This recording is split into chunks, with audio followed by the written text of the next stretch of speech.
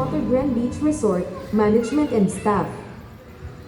Sa mga magulang, bantayan po natin ang ating mga anak na maliligo sa swimming pool at sa dagat. Huwag po natin hayaan na maligo ang mga bata na walang kasamang nakakatanda para malayo sa anumang trahedya. Sundin po natin ang rules and regulation ng resort. Okay.